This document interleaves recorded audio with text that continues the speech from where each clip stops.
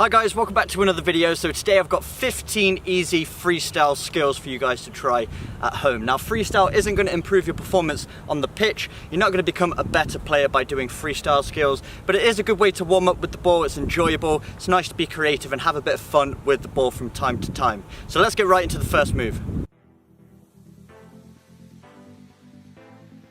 Number one is the foot store, the first move I ever learned, and it's the most important to learn in my opinion because it can actually be the foundation to a lot of other freestyle moves. So if you want to practice here around the world and you're not quite confident enough doing it while juggling, you can use the foot store to begin the move. So basically what we're doing is, as the ball is descending, we're dropping our leg to cushion the ball and we're pointing our toes upwards to wedge the ball between our foot and our lower leg. So as you can see here, as I point my toes up, it creates a nice little nest for the ball to land on, and then we can just flick it back up and continue to juggle. So I'd recommend learning the foot store before continuing on into any other freestyle moves.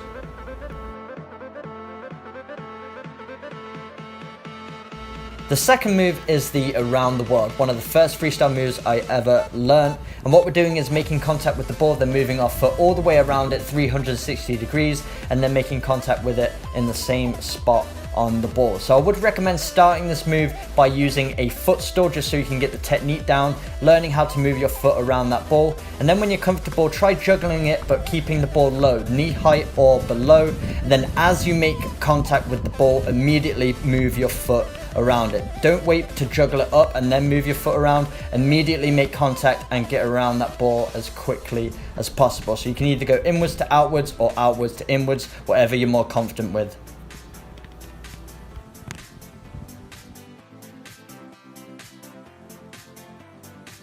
Number three is hop the world. Very similar to around the world, but this time as one foot makes contact with the ball, the opposite foot then comes around to complete that around the world movement. So the key with this one is to leave the ground immediately as you make contact with the ball. So you need to make contact, then immediately hop off of the opposite leg to have enough time to get that foot around it. If you leave it too long, you just won't have enough time, you won't be able to complete the move. I would recommend starting this one from a foot store until you get the technique down, then as you grow in confidence, then try it from a juggling situation.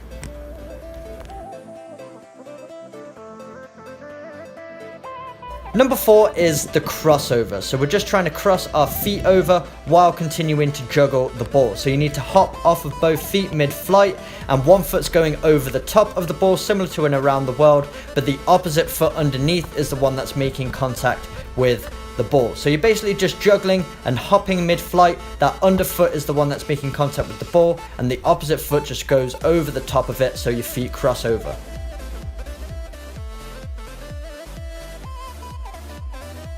Number five is the half around the world crossover. So you would have need to have mastered the around the world and the crossover to be able to complete this move, but basically you're combining both. So as you can see, one foot starts to make the around the world movement, then as that foot is halfway around the ball, the opposite foot then hops off the ground to make contact with the underside of that ball, and then we're completing a regular crossover. So just adding a little bit of extra flair into the simple crossover. Number six is the toe bounce, and it's exactly how it sounds. We're trying to bounce the ball off of our toe to continue juggling. So as you can see, I'm planting one foot down, I'm raising my toe to provide a surface for the ball to bounce off of, and then as I raise that toe and the ball makes contact, my opposite foot then goes over the top of the ball and I continue the juggle after. So it's really important to flex those toes upwards, that gives it a nice surface, and you got to get it right underneath the ball as it's coming down. Then you just complete the crossover movement with the opposite leg and then continue the juggle.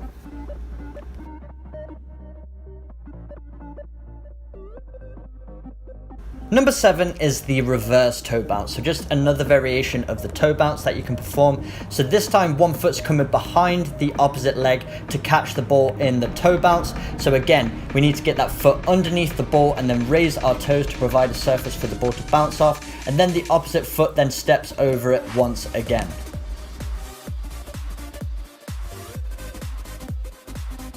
Number 8 is the outside foot bounce, and even though it's such a simple move, I absolutely love the way this one looks. So what we're doing is juggling the ball a little bit higher this time to give the ball some momentum, and then we need to get the outside of our foot underneath the ball to provide the surface area for the ball to bounce off.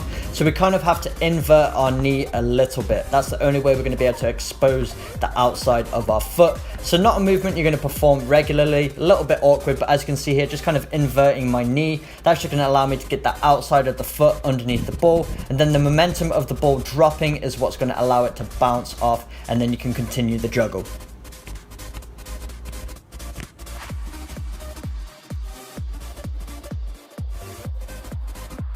Number 9 is the knee catch around the world. So there's two components to this move. The first being clamping it in between the knees. So you just need to juggle the ball up in the air, and it just takes a little bit of timing to work on catching it in between your thighs just by squeezing either side of the ball to wedge it there. And then the second phase of the movement is just crossing one knee over the other. Then the ball will automatically release, and it almost looks like a hop the world movement.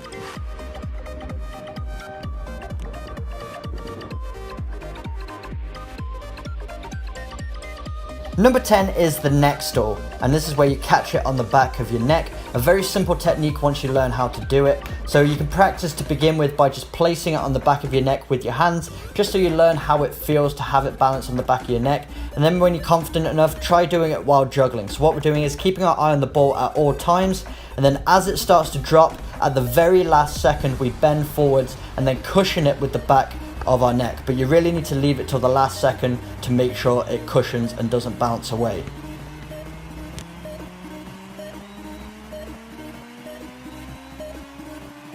Number 11 is the thigh catch. So we need to begin by juggling the ball probably around shoulder height, and then we need to flex our leg, which just means to bend it, and then we're trying to catch it in between our calf and our hamstring. So as you can see, as I bend my leg, it just provides a place for the ball to sit in. Then I need to clamp it in between basically my glute and the lower leg. And then as I release the ball, I flick it up with my heel to continue the juggle.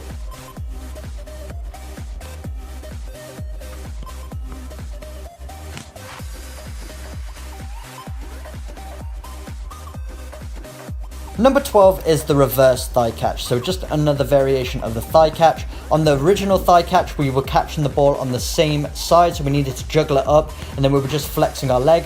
This time, one leg is going across the other, so we're catching it in between the lower leg of one leg and the upper thigh of the opposite leg. And then as we release the ball, we're just flexing our opposite leg so we can heel the ball up into the air and continue the juggle.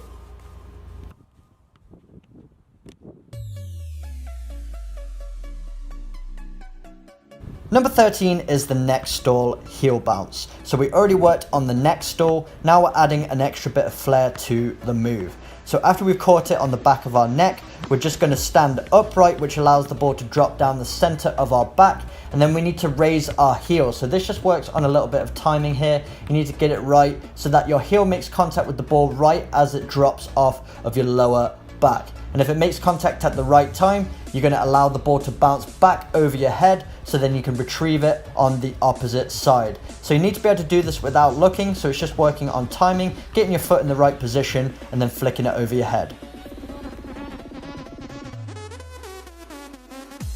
Number 14 is the toe bounce 360. So we already worked on the toe bounce earlier, so once you've mastered the toe bounce, you should be able to do this one with a little bit of practice.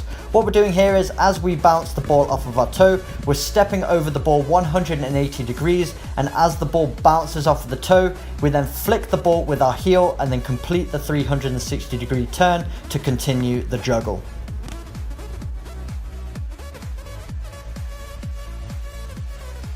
Number 15 is the half around the world heel 360. So just combining a couple of moves we already worked on. So the first part of the move is going halfway around the ball. So as you can see, performing a half around the world movement. Then as my foot's halfway around the ball, I hop off of my opposite leg and land on the foot that was going around the ball. Then as I turn 180 degrees, I'm using my opposite foot to heel the ball into the air. Then as I make contact with that ball, I complete 360. So there we go, 15 easy freestyle skills for you guys to try at home. And I wouldn't recommend taking time away from your training to work on freestyle, but do it in addition. Use it as a way to warm up and just a fun, enjoyable way to get those extra touches on the football. You see footballers of all levels doing this before training, before their matches, just being creative with the ball and enjoying it. But if you did enjoy today's video and you want to see more freestyle moves, make sure you smash that like button. Also hit that subscribe button for weekly training videos, and I will see you guys in my next video.